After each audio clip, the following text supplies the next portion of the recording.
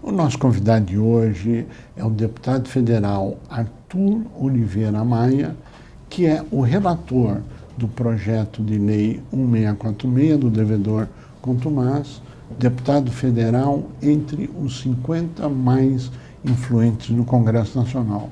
É um prazer tê-lo conosco. Prazer todo meu, Cury. Satisfação estar aqui falando com vocês da Simp. Muito obrigado. O prazer é nosso.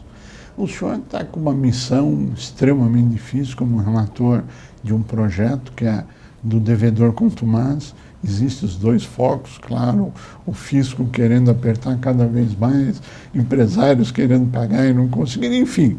Né? E o senhor tem feito uma peregrinação em vários estados, em audiências públicas.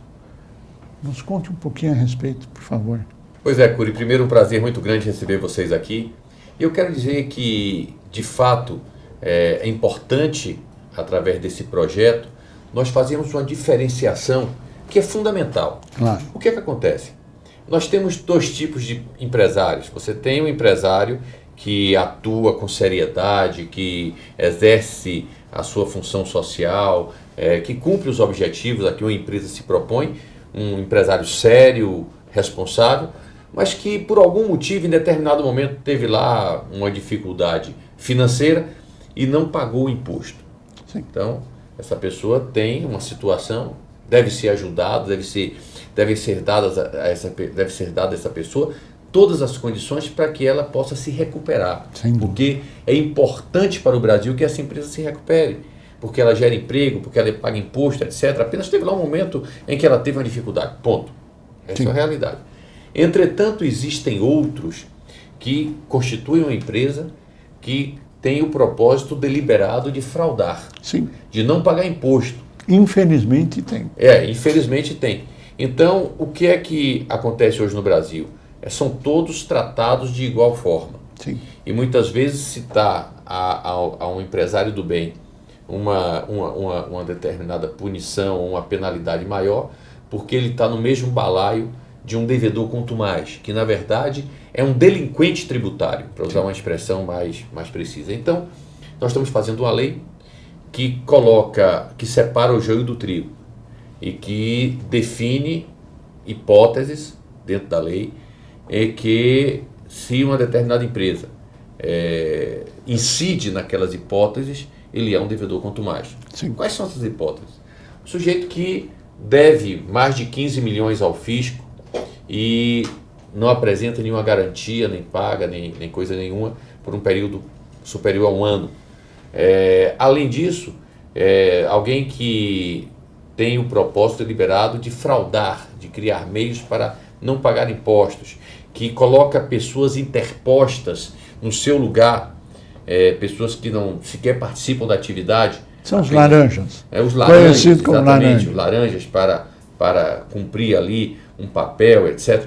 Enfim, pessoas que agem de má fé em relação ao fisco. Então, com essas pessoas, a lei tem que ter um tratamento muito mais duro, Sim. muito mais incisivo. Sim. Essas pessoas não podem, por exemplo, participar de refis, porque eles já fraudam com o propósito de fazer um refis, para daqui a pouco fraudar de novo e já entrar em outro refis, etc. Então você cria condições para que a lei de fato possa alcançar essas empresas, para que elas de fato paguem aquilo que deve.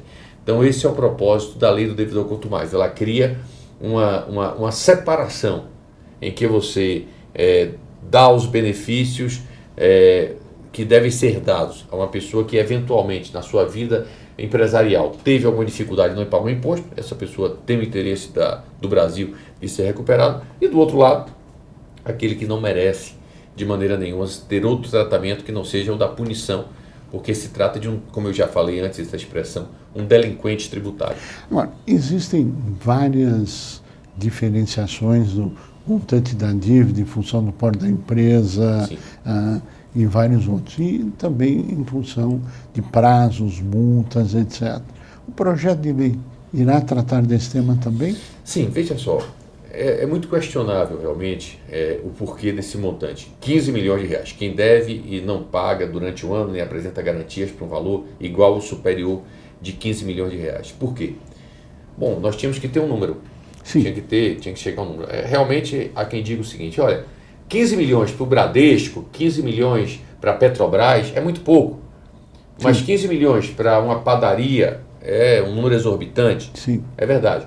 Mas por que nós pensamos 15 milhões? Na verdade, nós não pensamos, isso foi uma lei que teve origem do governo, já chegou aqui com esse número de 15 milhões, e nós mantivemos como sendo o piso mínimo para que a pessoa possa ser enquadrada como devedor contumaz. É o seguinte, no Brasil existe uma dívida ativa na ordem de 2 trilhões e 400 bilhões de reais. 2 trilhões e 400 bilhões de reais. Essa dívida, 2/3 dela, ou seja, 1 trilhão e 400 bilhões de reais, são devedores que devem mais de 15 milhões e são apenas alguma coisa aí em torno de 15 mil, de 15 a 20 mil devedores. Então, no universo de 4 milhões de devedores, que são todos aqueles que devem ao Estado brasileiro, esses 2 trilhões e 400 aproximadamente, sim, apenas 20 mil devem 2/3 da dívida. Sim. Ou seja, há uma concentração em poucos em relação ao conjunto geral de devedores. São 20 mil que devem 2/3 para um total de 4 milhões de devedores.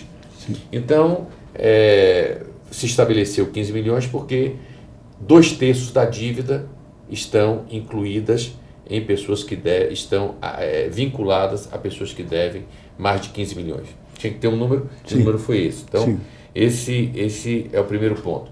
Agora, é claro que existem também equívocos que têm que ser tratados. Essa questão que você fala, por exemplo, da multa.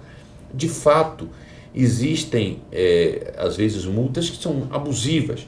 É lavrado, às vezes, um auto de infração contra a empresa e fala, olha, se você não recorrer, você paga sem multa. Se recorrer, a multa é de 150%. Óbvio que uma multa de 150% é uma multa abusiva. Sim. É uma multa para a pessoa não recorrer. Então, esse realmente é um assunto que tem que ser tratado, também será tratado no bojo do processo, até para que a gente requalifique melhor. É por isso que tem que ter a divisão. A multa de 150% atribuída a uma pessoa que tem um propósito deliberado de fraudar, eu acho até que é justo.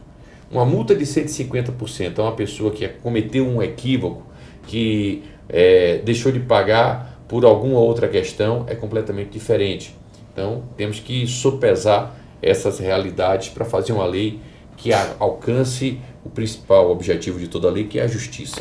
Queremos agradecer muito a sua participação e pedir as suas considerações finais, que chegamos ao final do nosso tempo. Eu penso que é justamente através dessas micro e pequenas empresas que se sustenta a economia das pessoas, né? Porque gera e incentiva nas pessoas o sentimento, né, a vocação do empreendedorismo.